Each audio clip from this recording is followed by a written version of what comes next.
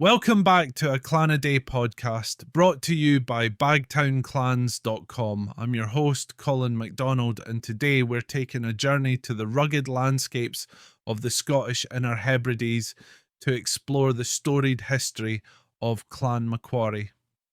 This ancient Highland clan, known for its loyalty, fierce independence, and courage, ruled over the islands of Ulva, Gometra, and Staffa, as well as parts of Mull. Despite being a smaller clan, the MacQuarries hold a proud place in Scotland's past. Clan MacQuarrie, or MacGuire, translates from Scottish Gaelic as son of Guare, or son of the noble. The clan is one of the 7 clans of Seol Alpin, believed to be descended from King Kenneth MacAlpin, the first king to unite the Scots and the Picts in the 9th century.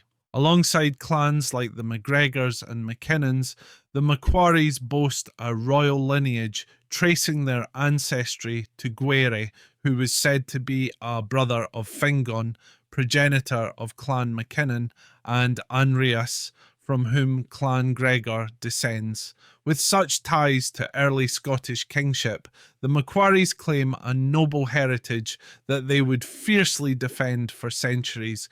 The first MacQuarrie chief we find on record is John MacQuarrie of Ulva, who died in 1473. The MacQuarries were initially part of the Lordship of the Isles, the powerful domain ruled by the MacDonalds, but when the Lords of the Isles lost their titles in 1493, the MacQuarries declared their independence as a small but respected clan allied with their neighbours, the Macleans of Duart. The alliance would prove both a benefit and a challenge, as the MacQuarries fought alongside the Macleans in the 16th century rebellions of Domhnall Dubh, a descendant of the Lords of the Isles who sought to restore his family's rule. Clan MacQuarrie's loyalty was particularly notable during Scotland's conflicts for independence. In 1314, Clan MacQuarrie fought alongside Robert the Bruce at the Battle of Bannockburn, helping secure Scotland's independence from England. A century later, in 1517, the clan's resistance spirit showed once more when Chief Dunslaf MacQuarrie was summoned to account for his role in a rebellion against the crown, a summons that was largely ignored, showing the clan's pride and defiance even in the face of royal authority. One of the darkest days in MacQuarrie history came in 1651 at the Battle of Inverkeithing, where Clan MacQuarrie joined forces with Charles II against the English parliamentarian army. Alongside the Macleans, the MacQuarries suffered devastating losses, with their chief, Allan MacQuarrie of Ulva, and many of his clansmen falling in battle. This tragic loss marked a turning point for the clan, from which they would never fully recover. The MacQuarries also featured in some legendary Highland tales. One well-known story involves Allan-a-Sop, a pirate with family ties to the clan.